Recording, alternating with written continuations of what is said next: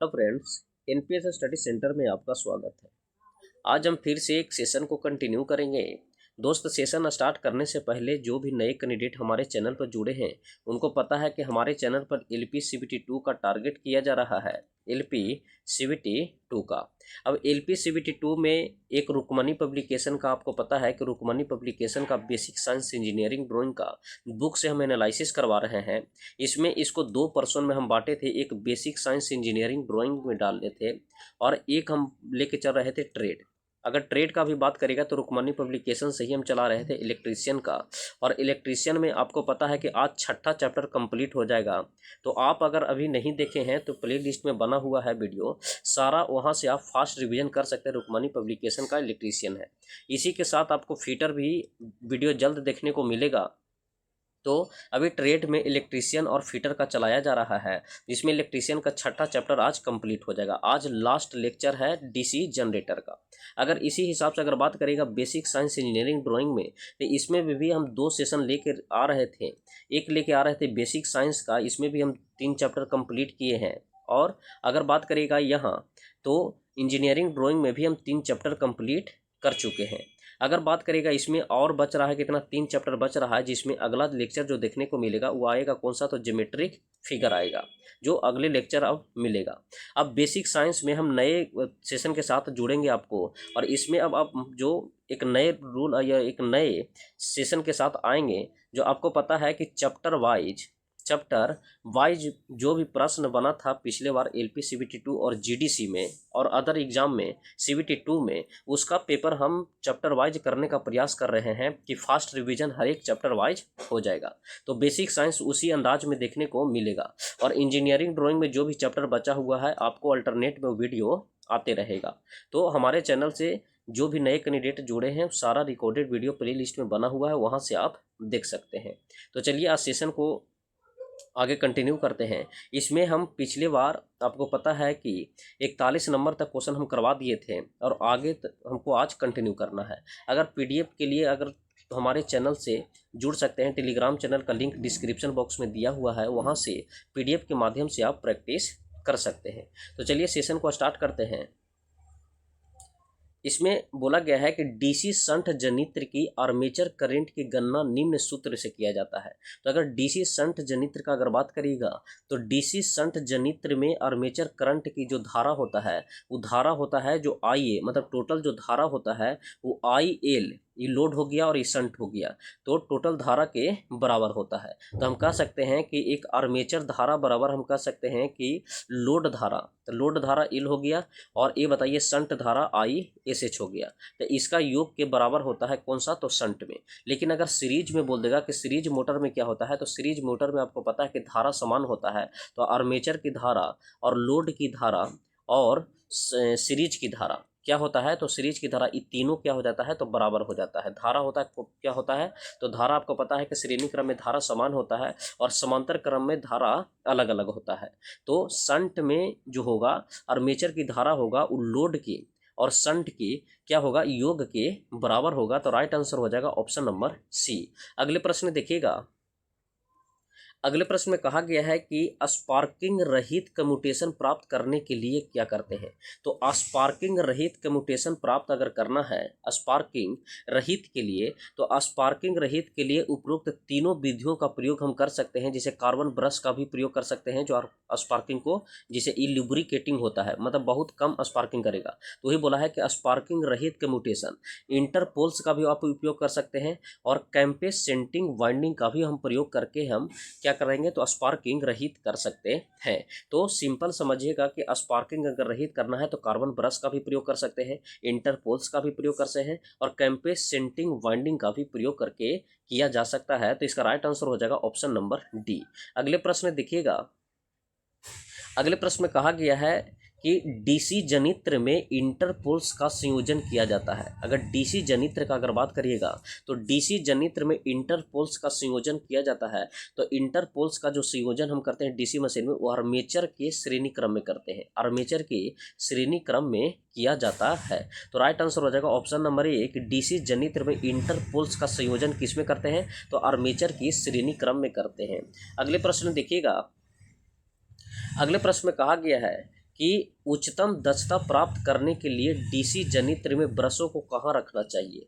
तो उच्चतम दक्षता अगर प्राप्त करना है तो डीसी जनित्र में ब्रशों को कहाँ रखना चाहिए, तो चुंबकीय उदासीन अक्ष पर रखना चाहिए, या ज्यामितीय उदासीन अक्ष पर रखना चाहिए, या जीएनए और एमएनए के मध्य में रखना चाहिए। तो देखिए आपको हम बताते हैं कि जिसे डीसी जनित्र में अगर ब्रशों को रखना चाहिए, मतलब कि उच्चतम दक्षता अगर प्राप्त आपको करना है तो चुंबकीय उदासीन अक्ष पर रखना पड़ेगा, चुंबकीय उदासीन अक्ष पर रखना पड़ेगा। आपको हम फिगर के माध्यम से बताना चाहते हैं कि समझिएगा। जैसे ए बताइए कि ए हम नॉर्थ पोल ले लिए, एक सेकंड।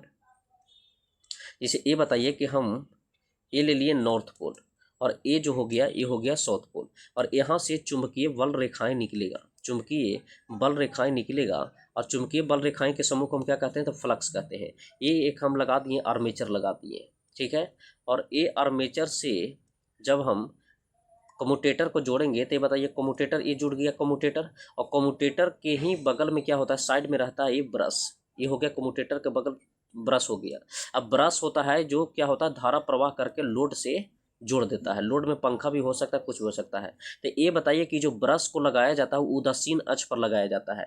जब उदासीन अक्ष पर लगाइएगा तो आपको क्षमता उच्च मिलेगा, उदासीन अक्ष पर लगाने पर क्षमता उच्च होगा। तो ये बताइए, ये कम्यूटेटर हो गया, और कम्यूटेटर के उदासीन अक्ष ये हो गया जो सामना सामनी हो गया, ये हो गया उदासीन अक्ष। तो इसी को हम क्या कहते हैं, तो ब्रश कहते हैं। तो यही बोला है कि उच्चतम दक्षता प्राप्त करने के लिए डीसी जनित्र में ब्रशों को कहाँ लगाना चाहिए, तो चुंबकीय उदासीन अक्ष पर लगाना चाहिए, चुंबकीय उदासीन अक्ष पर लगाना चाहिए। तो इसका राइट आंसर हो जाएगा ऑप्शन नंबर बी।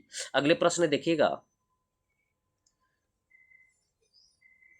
अगले प्रश्न में कहा गया है कि लंबी परेषण लाइन के द्वारा किसी लोड को स्थिर वोल्टेज प्रदान करने के लिए कौन सा कंपाउंड जनित्र प्रयुक्त करते हैं। बोला कि लंबी परेषण लाइन के द्वारा किसी भी लोड को स्थिर वोल्टेज प्रदान करना है, किसी भी लोड को स्थिर वोल्टेज प्रदान करने के लिए कौन सा कंपाउंड जनित्र का हम उपयोग करते हैं। तो इसमें हम ओवर कंपाउंड जनित्र का प्रयोग करते हैं, ओवर कंपाउंड जनित्र का उपयोग करते हैं किसमें, तो लंबी परेषण लाइन में। तो पूछा जाएगा कि लंबी परेषण लाइन के द्वारा किसी भी लोड को स्थिर वोल्टेज प्रदान करना है, किसी भी लोड को स्थिर वोल्टेज क्या है, तो स्थिर वोल्टेज प्रदान करने के लिए हम ओवर कंपाउंड जनित्र का प्रयोग करते हैं। तो राइट आंसर हो जाएगा ऑप्शन नंबर ए।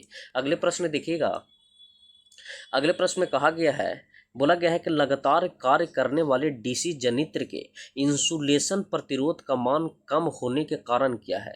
तो लगातार बोला गया है कि लगातार कार्य करने वाले डीसी जनित्र के इंसुलेशन प्रतिरोध का मान क्या होता है। तो इंसुलेशन प्रतिरोध का होता है कि आर्मेचर और रॉकर आर्म पर कार्बन चूर्ण जमा हो जाता है। बोलता है आर्मेचर और रॉकर आर्म कार्बन चूर्ण क्या हो जाता है, जमा हो जाता है जब लगातार कार्य चलता है। तो वही बोला गया है कि लगातार कार्य करने वाले डीसी जनित्र के इंसुलेशन प्रतिरोध का मान कम होने का कारण क्या है। तो इंसुलेशन प्रतिरोध का मान कम होने का कारण है कि आर्मेचर और रॉकर आर्म पर कार्बन चूर्ण जमा हो जाता है, कार्बन चूर्ण जमा हो जाने के कारण। तो राइट आंसर हो जाएगा ऑप्शन नंबर बी। अगले प्रश्न देखिएगा। इस प्रश्न में देखिएगा, इस प्रश्न में कहा गया है कि डीसी जनित्र की दक्षता होती है। अगर डीसी जनित्र की दक्षता का अगर बात करेगा तो डीसी जनित्र की दक्षता 85% से 95% के बीच में होता है। 85% से 95% तक डीसी जनित्र की दक्षता होता है। तो राइट आंसर हो जाएगा ऑप्शन नंबर सी। अगले प्रश्न देखिएगा।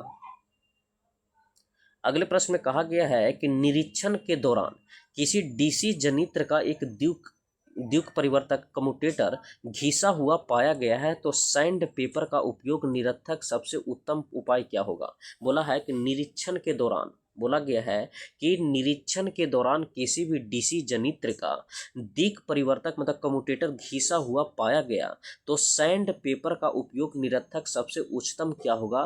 तो सबसे उच्चतम का अगर बात करेगा तो कम्यूटेटर को बदल देना चाहिए, कम्यूटेटर को बदल दिया जाना चाहिए। जैसे ये बताइए कि नॉर्थ पोल हो गया और ये साउथ पोल हो गया, ये चुंबकीय बल रेखाएं हो गया। अब ये बताइए एक जनरेटर का सिंबल हो गया, तो ये बताइए जनरेटर में क्या होता है, एक मैग्नेट को काटेगा, फ्लक्स को काटेगा, तो ये आर्मेचर है जो घूरेगा तो कटेगा। और आपको पता है कि फैराडे साहब ने कहा था कि फ्लक्स कटेगा तो ईएमएफ जनरेट होगा। अब ये बताइए कि ईएमएफ जनरेट होगा तो आपको पता है कि जनरेटर है जो जनरेट करता है क्या चीज़, एसी जनरेट करता है, क्या करता है एसी। अब ये बताइए कम्यूटेटर होता है जो एसी को डीसी में कर देता था, ये हम लगा दिए कम्यूटेटर, ठीक है। और ये लगा दिए हम ब्रश, ये लगा दिए ब्रश। अब ये बताइए कि निरीक्षण के द्वारा डीसी जनित्र का कम्यूटेटर घिसा हुआ है। अब एक कम्यूटेटर है जो ब्रश के माध्यम से दोनों घिस गया, क्योंकि ब्रश है तो ब्रश का रगड़ मारेगा कम्यूटेटर पर। तो ये बताइए कम्यूटेटर जब घिस जाता है तो सबसे अहम जो उपाय होता है वो क्या होता है कि कम्यूटेटर को ही बदल दिया जाना चाहिए। कम्यूटेटर को बदल देना चाहिए, बदल देना जाना चाहिए। तो इसका राइट आंसर हो जाएगा ऑप्शन नंबर बी। अगले प्रश्न देखिएगा। अगले प्रश्न में कहा गया है कि अवशिष्ट चुंबकत्व का होना महत्वपूर्ण नहीं है यदि डीसी जनित्र के रूप में संयोजित होता है। बोला है कि अवशिष्ट चुंबकत्व का होना महत्वपूर्ण नहीं है। तो अवशिष्ट चुंबकत्व का होना महत्वपूर्ण नहीं है क्योंकि अन्यथा उत्तेजित जनित्र में, बोला है कि अवशिष्ट चुंबकत्व का होना महत्वपूर्ण नहीं है यदि डीसी जनित्र के रूप में संयोजित हो। मतलब अन्य उत्तेजित जनित्र के रूप में अगर संयोजित होगा तो अवशिष्ट चुंबकत्व का होना जरूरी नहीं है। तो बोला है कि अन्यथा उत्तेजित जनित्र, समझिएगा। जैसे अवशिष्ट चुंबकत्व का होना महत्वपूर्ण ये इसलिए नहीं है कि जैसे ये बताइए कि अगर कोई को हम बाहरी से उत्तेजित करेंगे, बाहरी से उत्तेजित करने के लिए अवशिष्ट चुंबकत्व हो या ना हो कोई फर्क नहीं पड़ेगा। जब हम उसको अन्यथा बाहर से उत्तेजित करेंगे तो हम कह सकते हैं कि राइट आंसर हो जाएगा ऑप्शन नंबर डी कि अवशिष्ट चुंबकत्व का होना महत्वपूर्ण नहीं है यदि डीसी जनित्र के रूप में संयोजित किया जाता है। कब? जब अन्यथा उत्तेजित जनित्र किया जाता है। अन्यथा उत्तेजित, जिसे आपको ये भी हम बताए थे कि उत्तेजित करने के लिए दो प्रकार से उत्तेजित हम करते हैं। उत्तेजित दो प्रकार से करते हैं, ठीक है। एक करते हैं कौन सा? तो एक होता है सेपरेटली एक्साइटेड, जिसको हम पृथक उत्तेजित बोलते हैं। पृथक उत्तेजित करते हैं। अभी बताइए पृथक उत्तेजित के लिए मानते हैं कि जनरेटर हो गया, जनरेटर का भाग हो गया, शॉर्टली बनाने के लिए जनरेटर हम बना लिए, और अगर इसको हम बाहर से चुंबकत्व करके और हम प्रभावित कर दिए, क्या कर दिए? उत्तेजित कर दिए। इसमें जब हम विद्युत देंगे तो ये फ्लक्स छोड़ेगा, अति चुंबकीय बल रेखाएं छोड़ेगा और इसको काटेगा जनरेटर, तो ये बाहर से उत्तेजित हुआ। इसी को हम बोलते हैं पृथक उत्तेजित। और एक होता है सेल्फ एक्साइटेड, सेल्फ एक्साइटेड का मतलब होता है कि इसी में कॉइल लगा दिया जाता है, और विद्युत दे दिया जाता है, तो यहाँ से जो फ्लक्स निकलता है वो काटता है। ये हो गया सेल्फ एक्साइटेड, मतलब उसी में है। तो ये बोला है कि अवशिष्ट चुंबकत्व नहीं भी होगा तो काम चलेगा। कब? जब अन्यथा उत्तेजित जनित्र रहेगा तब। मतलब बाहर से कोई उत्तेजित अगर करेगा तो अवशिष्ट चुंबकत्व नहीं भी रहेगा तो काम चल जाएगा। अगले प्रश्न देखिएगा। अगले प्रश्न में कहा गया है, इसमें बोला गया है कि निम्नलिखित में से किस सूत्र के द्वारा डीसी शंट जनित्र की आर्मेचर धारा ज्ञात किया जाता है। आर्मेचर धारा ज्ञात किया जाता है। तो ये बताइए कि डीसी शंट जनित्र की आर्मेचर धारा का हम फॉर्मूला पीछे भी हम बताए थे और वही क्वेश्चन रिपीट भी हुआ है कि शंट जनित्र का अगर धारा बोलेगा तो आई होगा, आर्मेचर की धारा को होगा जो लोड की धारा और शंट की धारा के बराबर होगा, योग के बराबर होगा। आर्मेचर की धारा जो होगा वो लोड की धारा और शंट की धारा के बराबर होगा। लेकिन सीरीज जनरेटर का अगर बोल देगा कि सीरीज जनित्र का बताइए, तो सीरीज जनित्र का जो धारा होता है वो आर्मेचर की धारा, लोड की धारा और सीरीज की धारा, ये क्या होता है? तो तीनों होता है इक्वल, क्योंकि श्रेणी क्रम में क्या हो जाता है? धारा समान हो जाता है, और धारा समान होने के कारण आर्मेचर का धारा, लोड का धारा और सीरीज का धारा क्या हो जाता है? तो बराबर हो जाता है। तो आपसे शंट जनित्र की धारा पूछा है, तो शंट जनित्र की धारा जो होगा वो आई आर्मेचर की धारा, लोड और शंट की धारा के योग के बराबर होगा। तो राइट आंसर हो जाएगा ऑप्शन नंबर सी। अगले प्रश्न देखिएगा।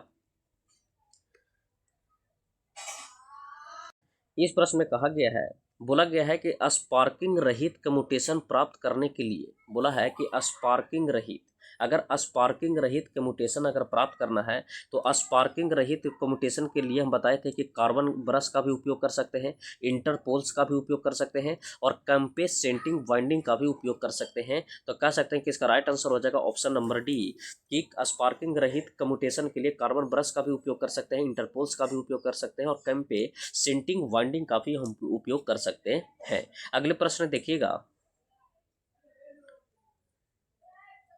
इस प्रश्न में कहा गया है कि कैसे पुनः प्राप्त करेंगे यदि किसी भी डीसी शंट जनित्र का अवशिष्ट चुंबकत्व खो जाए। बोला है कि कैसे हम पुनः प्राप्त करेंगे यदि किसी डीसी शंट जनित्र का, बोला है डीसी शंट जनित्र का अवशिष्ट चुंबकत्व खो जाए।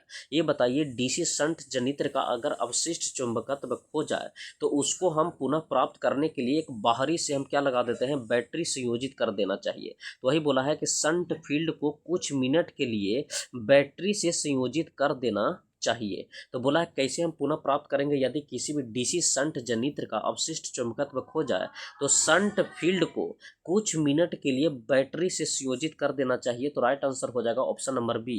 राइट आंसर हो जाएगा कौन सा, तो ऑप्शन नंबर बी। अगले प्रश्न देखिएगा, अगले प्रश्न में कहा गया है कि जनरेटर का ईएमएफ किस पर निर्भर करता है। तो अगर जनरेटर का ईएमएफ का अगर बात करिएगा तो जनरेटर के ईएमएफ है जो पोलों की संख्या पर भी निर्भर करता है, फ्लक्स की प्रति पोल पर भी निर्भर करता है और समांतर पथों की संख्या पर भी निर्भर करता है। तो राइट आंसर हो जाएगा ऑप्शन नंबर डी। समझने का प्रयास करिएगा, जैसे ईएमएफ जो होता है, अगर ईएमएफ का बात करेगा जनरेटर का तो ये होता है फाई जेड एन पी बटा 60 ए होता है। फाई जेड एन पी बटा 60 ए होता है। फार्मूला याद रखिएगा, जनरेटर के केस में पूछेगा तब कि ईएमएफ का फार्मूला कौन सा होता है, फाई जेड एन पी बटा क्या होता है, तो 60 ए। अगर फाई का बात करेगा तो ये फ्लक्स हो गया, अगर जेड का बात करिएगा तो जेड होता है जो आर्मेचर की जिससे जो संख्या होता है वो हो गया, नंबर ऑफ संख्या भी कह सकते हैं। ये हो गया पोलो की संख्या हो गया और ये हो गया आर्मेचर की संख्या हो गया। क्या हो गया, आर्मेचर की संख्या हो गया। या जेड का बात करेंगे तो जो औसत उसका चालकों की संख्या होता है, औसत चालकों की संख्या हो गया, ये नंबर ऑफ अथी हो गया, घूर्णन की संख्या हो गया, ये पोलो की संख्या हो गया, ये आर्मेचर की संख्या हो गया। तो आपसे पूछा है कि बताइए कि जनरेटर ईएमएफ किस पर निर्भर कर रहा है, तो पोलो की संख्या पर निर्भर कर रहा है। तो ये बताइए कि ईएमएफ होगा जो पोलो की संख्या के, देखिए पोल कहाँ है, पी हो गया, तो पी के भी समानुपाती हो सकता है। फ्लक्स हो गया तो ईएमएफ होता है, जो ईएमएफ जो होगा वो फ्लक्स के भी समानुपाती हो सकता है। फ्लक्स जो देखिए फ्लक्स हो गया। इन समांतर पथों की संख्या अगर बोलेगा तो समांतर पथों की संख्या पर भी है, ये हो गया। तो समांतर पथों की संख्या, तो ये बताइए कि फाई जेड एन पी बटा 60 ये याद रखेगा। अब यहाँ से प्रश्न ये भी बनता है कि बताइए कि आपको पता है कि ईएमएफ का जो हम फार्मूला बताएं वो क्या हम बताएं, तो फाई जेड एन पी बटा 60 ए बताएं। अब ये बताइए, यहाँ से ये भी पूछता है कि बताइए अगर ईएमएफ में लैप वाइंडिंग में पूछ ले, किसमें पूछ ले, लैप वाइंडिंग में। तो ये बताइए, हम लैप वाइंडिंग में बताए थे कि आर्मेचर में पोलों की संख्या समांतर पथों की संख्या आर्मेचर की संख्या के बराबर होता है। तो ये बताइए समांतर पथों की संख्या ए हो गया और पोलों की संख्या के बराबर होता था, मतलब ए बराबर अगर पी हो जाएगा तो ये बताइए फाई जेड एन पी, और यहाँ पी की जगह पर ए लिखेंगे और नीचे हम 60 अगुने ए लिखेंगे। तो ये बताइए ए से ए जब कट जाएगा तो ईएमएफ किसका आएगा, तो लैप वाइंडिंग का ईएमएफ जो निकल के आएगा वो कितना निकल के आएगा, तो फाई जेड एन बटा 60, फाई जेड एन बटा 60।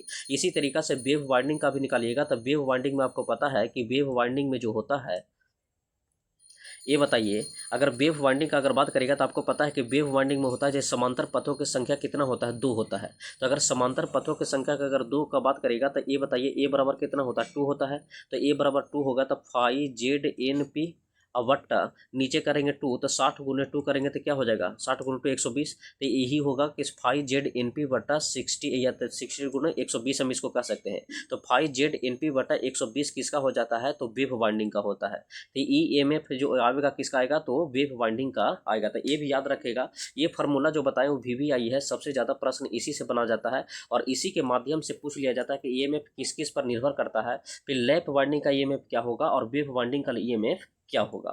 तो अगले प्रश्न देखिएगा, इसका राइट आंसर हो जाएगा ऑप्शन नंबर डी। अगले प्रश्न में देखिएगा, अगले प्रश्न में कहा गया है कि बताइए कि किसी डीसी जनरेटर की आर्मेचर वाइंडिंग में एक ईएमएफ प्रवाहित किया जाता है। ये बताइए कि डीसी जनरेटर में आर्मेचर वाइंडिंग में एक ईएमएफ प्रवाहित किया जाता है। तो डीसी जनरेटर में ईएमएफ प्रवाहित किया जाएगा कहाँ, तो चुंबकीय क्षेत्र में घूमता है। जैसे आपको पता है कि किसी भी डीसी जनरेटर की आर्मेचर वाइंडिंग में एक ईएमएफ प्रवाहित किया जाता है जब यह कहाँ घूमता है, तो चुंबकीय क्षेत्र में घूमता है। जैसे ये बताइए कि नॉर्थ पोल हो गया, ये साउथ पोल हो गया। अब ये बताइए कि ये हो गया चुंबकीय बल रेखाएं। अब ये बताइए कि चुंबकीय बल रेखाएं हो गया, तो ये मान लीजिए कि चुंबकीय क्षेत्र हो गया और यहाँ जो हम आर्मेचर घुराएंगे, जैसे ये आर्मेचर हो गया, तो ये बताइए ये आर्मेचर को हम अगर घुराएंगे तो यहाँ से ईएमएफ जनरेट हो जाएगा। जैसे फराडे साहब ने कहा भी था कि फ्लक्स कटेगा तो ईएमएफ जनरेट होगा। अब फ्लक्स किसको कहते हैं, तो चुंबकीय बल रेखाएं के समूह को फ्लक्स कहते हैं। फ्लक्स कटेगा तो हम कह सकते हैं कि कहाँ घूमेगा, तो चुंबकीय क्षेत्र में घूमेगा, तब ईएमएफ प्राप्त होगा। तो राइट आंसर हो जाएगा ऑप्शन नंबर सी। अगले प्रश्न में देखिएगा,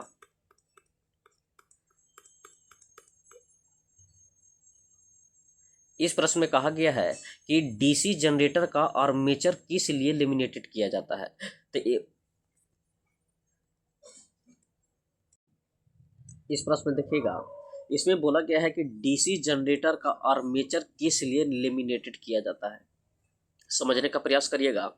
जिसे डीसी जनरेटर का आर्मेचर जो लेमिनेटेड किया जाता है वो एडी करंट हास को कम करने के लिए किया जाता है, एडी हास को कम करने के लिए किया जाता है। तो आपसे पूछा जा सकता है, ये ट्रांसफार्मर में भी पढ़ने का है कि बताइए कि एडी करंट का हास किसके कारण होता है। तो आप अगर कॉइल को अगर बात करेगा कोर को अगर लेमिनेटेड कर दीजिएगा तो लेमिनेटेड करने पर एडी करंट हास क्या हो जाता है, कम हो जाता है।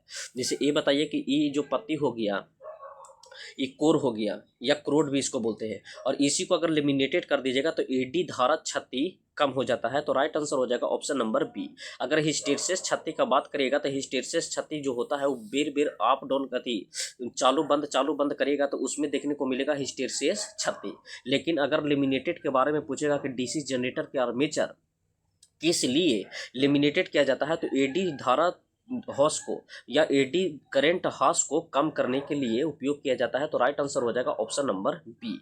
अगले प्रश्न देखिएगा। अगले प्रश्न में कहा गया है कि किसी भी डीसी जनरेटर में आर्मेचर से करंट के जरिए प्राप्त होता है। तो ये बताइए किसी भी डीसी जनरेटर का अगर बात करेगा तो डीसी जनरेटर में आर्मेचर से करंट किससे प्राप्त होता है, तो कम्यूटेटर और ब्रशेस से प्राप्त होता है। जैसे किसी भी डीसी जनरेटर में आर्मेचर से करंट होता है जो किसके जरिए प्राप्त होता है, तो कम्यूटेटर और ब्रशेस के जरिए। जैसे ये बताइए कि ये नॉर्थ पोल हुआ, ये साउथ पोल हुआ, ये बताइए चुंबकीय बल रेखाएं निकला, और ये बताइए ये आर्मेचर हम बना दिए, ये एक आर्मेचर है।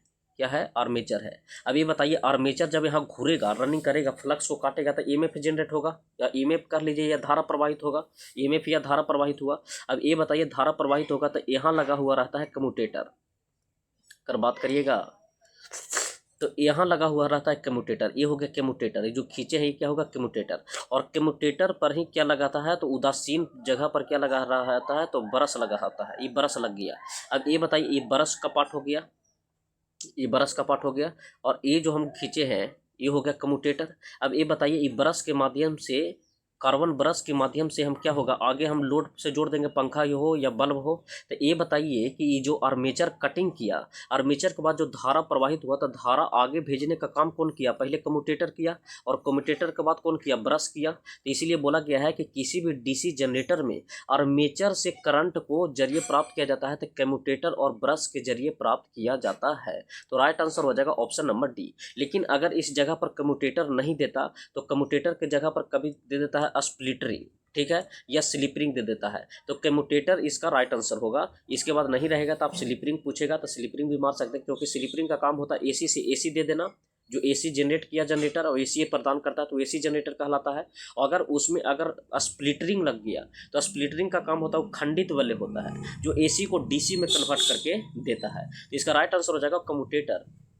अगले प्रश्न देखिएगा। अगले प्रश्न में कहा गया है कि एक डीसी जनित्र की गति आधे से कम हो जाता है तो इसका उत्पन्न ईएमएफ क्या होगा। ये बताइए कि डीसी जनित्र की अगर गति आधे से कम हो जाता है, डीसी जनित्र की अगर गति आधे से कम हो जाता है तो आपको पता है कि ईएमएफ जो होता है वो 5ZNP/60 ये होता है। अब ये बताइए कि अगर डीसी जनित्र की अगर गति आधे हो जाता है तो आपको पता है कि अगर गति का अगर बात करिएगा तो जो घूर्णन गति होता है वो एन से हम डिनोट करते हैं, घूर्णन गति को हम किसे डिनोट करते हैं, एन से। तो ये बताइए कि ईएमएफ जो होगा वो डायरेक्टली प्रोपोर्शनल एन भी हो सकता है, और ईएमएफ जो होगा डायरेक्टली प्रोपोर्शनल किसका हो जाता है, तो जेड भी हो सकता है, डायरेक्टली प्रोपोर्शनल पी भी हो सकता है, डायरेक्टली प्रोपोर्शनल फाइव भी हो सकता है। तो ये बताइए जो डायरेक्टली प्रोपोर्शनल है या सीधा समानुपाती है, तो अगर हम ईएमएफ में मतलब कि वोल्टेज में हम अगर कोई छेड़छाड़ करेंगे तो इस सीधा अनुपाती का उसमें भी बदलाव आएगा। तो बोला है कि अगर हम गति को आधा कर देते हैं, जैसे एक गति हुआ इसको हम क्या कर देते हैं, आधा कर देते हैं, तो जब गति को आधा करिएगा तो ईएमएफ भी आधा हो जाएगा। क्यों, क्योंकि सीधा समानुपाती है। तो हम कह सकते हैं कि ईएमएफ भी क्या हो जाएगा, तो आधा हो जाएगा। इसलिए आपको हम बताए थे कि ये फार्मूला जरूर याद रखिएगा कि ईएमएफ का जो फार्मूला होता है वो 5ZNP/60 ये होता है। ये फार्मूला याद रखिएगा। इसी से ज़्यादातर पूछ लिया जाता है कि कौन सा किस पर निर्भर करता है, तो इसका राइट आंसर हो जाएगा ऑप्शन नंबर सी। अगले प्रश्न देखिएगा। अगले प्रश्न में कहा गया है कि सीरीज जनरेटर आमतौर पर उपयोग नहीं किए जाते हैं क्योंकि उनके टर्मिनल वोल्टेज क्या होता है। तो अगर सीरीज जनरेटर का अगर बात करेगा तो सीरीज जनरेटर आमतौर पर प्रयोग नहीं किया जाता क्योंकि विद्युत भार में परिवर्तन के साथ नहीं बदलता है। जैसे सीरीज जनरेटर आमतौर पर उपयोग नहीं किए जाते हैं क्योंकि उनके टर्मिनल वोल्टेज होता है जो विद्युत भार में परिवर्तन के साथ नहीं बदलता है। तो राइट आंसर हो जाएगा ऑप्शन नंबर सी। अब ये बताइए सीरीज जनरेटर का अगर बात करेगा तो सीरीज जनरेटर होता है जो हमेशा लोड के साथ चलता है। अगर लोड हटा दीजिएगा तो ये नहीं चलेगा, तो लोड के साथ चलता है तो लोड जरूरी होना चाहिए सीरीज जनरेटर में। ठीक है, तो राइट आंसर हो जाएगा ऑप्शन नंबर सी कि विद्युत भार परिवर्तन के साथ नहीं बदलता है। अगले प्रश्न देखिएगा, अगले प्रश्न में कहा गया है कि शॉर्ट कंपाउंड जनरेटर एक प्रकार के डीसी जनरेटर है। तो ये बताइए कि शॉर्ट कंपाउंड का अगर बात करिएगा तो शॉर्ट कंपाउंड जो होता है वो एक शंट, तो शॉर्ट शंट कंपाउंड जनरेटर एक प्रकार के डीसी जनरेटर है। शॉर्ट शंट, यहाँ लिख सकते हैं क्या चीज, शंट। तो शॉर्ट शंट कंपाउंड जनरेटर एक प्रकार का डीसी जनरेटर है। क्या है, एक प्रकार का डीसी जनरेटर है। तो इसका राइट आंसर हो जाएगा ऑप्शन नंबर डी। अगले प्रश्न देखिएगा, इस प्रश्न में कहा गया है कि असंतृप्त डीसी मशीन की आर्मेचर प्रतिक्रिया के परिणाम स्वरूप प्रभाव उत्पन्न होता है। तो असंतृप्त डीसी मशीन की आर्मेचर प्रतिक्रिया के परिणाम स्वरूप क्या प्रभाव उत्पन्न होता है। तो इसका प्रतिचुंबकन उत्पन्न होता है, प्रतिचुंबकन उत्पन्न होता है। तो असंतृप्त डीसी मशीन की आर्मेचर प्रतिक्रिया के परिणाम स्वरूप क्या प्रभाव उत्पन्न होता है, तो प्रतिचुंबकन प्रभाव उत्पन्न होता है। तो राइट आंसर हो जाएगा ऑप्शन नंबर बी। अगले प्रश्न देखिएगा,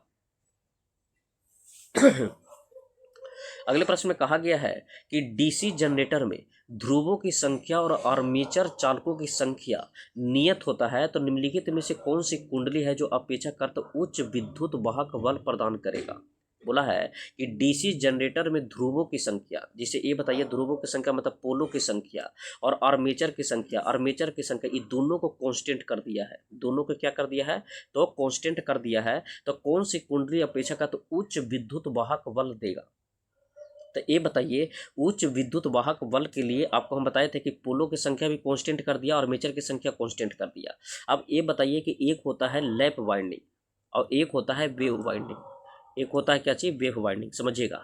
अब ये बताइए, हम याद करने के लिए हम ये भी बताए थे शुरुआती लेक्चर में, हम बताए थे कि लैप वाइंडिंग और वेव वाइंडिंग से क्वेश्चन बनता है। ये बताइए वेव वाइंडिंग में भी यहाँ नजर आ रहा है, तो भी आ रहा है तो इसका मतलब है कि भी यहाँ बढ़ेगा। भी क्या होगा, तो भी बढ़ेगा। तो ये बताइए जब वोल्टेज बढ़ेगा तो क्या हो जाएगा, धारा घट जाएगा। धारा क्या हो जाएगा, घट जाएगा। इसी का उल्टा होता है लैप वाइंडिंग में कि अगर वोल्टेज घट जाता है तो धारा क्या हो जाता है, तो बढ़ जाता है। धारा क्या हो जाता है, बढ़ जाता है। और आपको पता है कि यहाँ होगा जो समांतर पथों की संख्या पोलों की संख्या के बराबर होता है और यहाँ समांतर पथों की संख्या 2 होता है। किसमें, वेव वाइंडिंग में। तो अब बोला गया है कि कुंडली अपेक्षाकृत उच्च विद्युत वाहक मतलब उच्च विद्युत वाहक बल चाहिए और ईएमएफ एक तरह से क्या है, तो एक वोल्टेज ही है। तो ये बताइए उच्च ईएमएफ कहाँ प्राप्त होगा, तो वेव वाइंडिंग में प्राप्त होगा। हम याद करने के लिए बताए थे कि यहाँ भी है तो भी यहाँ बढ़ेगा, तो जब यहाँ भी बढ़ेगा तो यहाँ घटेगा, यहाँ धारा घटेगा तो यहाँ धारा बढ़ेगा। तो आपसे पूछा है कि उच्च विद्युत वाहक बल, और विद्युत वाहक बल एक तरह से क्या है, तो विभवांतर ही है। तो हम कह सकते हैं कि इसमें हम तरंग कुंडली वेव वाइंडिंग में देखने को मिलेगा। तो राइट आंसर हो जाएगा ऑप्शन नंबर बी कि ईएमएफ, उच्च ईएमएफ कहाँ मिलेगा, तो तरंग कुंडली या वेव वाइंडिंग में देखने को मिलेगा। तो ऑप्शन नंबर बी इसका राइट आंसर है। अगले प्रश्न देखिएगा, ये लेक्चर का लास्ट क्वेश्चन है, समझिएगा। बोला है भंवर धारा किसी डीसी मशीन के हिस्से में सबसे ज़्यादा नुकसान पहुंचाता है। तो अगर भंवर धारा का अगर बात करेगा तो भंवर धारा होता है जिसको हम क्या बोलते हैं, तो भंवर धारा को डीसी मशीन के हिस्से में सबसे ज़्यादा जो नुकसान पहुंचाता है वो आर्मेचर को पहुंचाता है। भंवर धारा डीसी मशीन में सबसे ज़्यादा नुकसान किसको पहुंचाता है, तो आर्मेचर को पहुंचाता है। हम योग का भी हम बात किए थे कि योग अगर उच्च क्षमता वाला होता है तो वह स्टील का बना होता है, स्टील का बना होता है, और निम्न क्षमता वाला रहता है तो किसका बना होता है, तो आयरन का बना होता है। ठीक है, तो आपसे पूछा है भंवर धारा किसी डीसी मशीन के किस हिस्से को सबसे ज़्यादा नुकसान पहुंचाता है, तो आर्मेचर को भंवर धारा ज़्यादा पहुंचाता है। जैसे आर्मेचर में कॉइल जो लपटा हुआ रहता है, तो ये बताइए कि आर्मेचर को ही क्या करेगा, प्रभावित करेगा भंवर धारा। इस प्रश्न में आपको बताते हैं कि टोटल प्रश्नों की संख्या कितना था, तो 62 था। और ये कौन सा चैप्टर चल रहा था, तो डीसी जनरेटर चल रहा था, डीसी जनरेटर चल रहा था। आज के लास्ट लेक्चर था डीसी जनरेटर का। आपको इलेक्ट्रीशियन में 6 चैप्टर कंप्लीट हो गया है और जस्ट अगला जो चैप्टर स्टार्ट होगा वो डीसी मोटर होगा, डीसी मोटर का लेक्चर अगला आएगा इलेक्ट्रीशियन में। अगर आपको ये वीडियो पसंद आया है तो लाइक, सब्सक्राइब और कमेंट में जरूर राय दीजिएगा। इसके पीछे एनालिसिस थोड़ा हम कम करते हैं, हर एक क्वेश्चन को नहीं करते एक्सप्लेन, इसलिए कि समय अब कम है। आप ज़्यादा से ज़्यादा क्वेश्चन प्रैक्टिस करने का प्रयास करिए, क्योंकि आपको ये भी पता है कि 75 क्वेश्चन में इसको हमको कितना लाना है, तो 27 क्वेश्चन सही करना है, जो मतलब 35% लाना है। अप्रॉक्स 26 होता है, अप्रॉक्स 26 होता है कुछ पॉइंट। तो हम मान सकते हैं कि 27 क्वेश्चन हम सही करेंगे तो हमको ट्रेड में पास कर जाएंगे। तब आपको पार्ट ए कॉपी जांच होगा। अब पार्ट ए का प्लानिंग हम इसलिए भी आगे किए हैं कि आपको 50 क्वेश्चन का मिक्सिंग क्वेश्चन देखने को मिलेगा बेसिक साइंस और इंजीनियरिंग ड्राइंग में। उसमें आपको एक दिन बीच करके आएगा। जब ये रिजल्ट पब्लिश कर दिया जाएगा तो आपको पर डे भी हम मिक्सिंग क्वेश्चन 50 क्वेश्चन का लाते रहेंगे, और चैप्टर वाइज आपको एक एक क्वेश्चन यदि एक एक लेक्चर मिलते रहेगा कि उससे चैप्टर भी क्लियर होते रहेगा, और इसी के साथ आपको मिक्सिंग क्वेश्चन में भी फायदा होगा। तो आप अब जो भी बचे हुए दिन में मैक्सिमम से मैक्सिमम प्रैक्टिस करने का प्रयास करिए। और चलिए, इस सेशन अगर पसंद आया तो लाइक, सब्सक्राइब और कमेंट में जरूर राय दीजिएगा। ये सेशन को देखने के लिए धन्यवाद।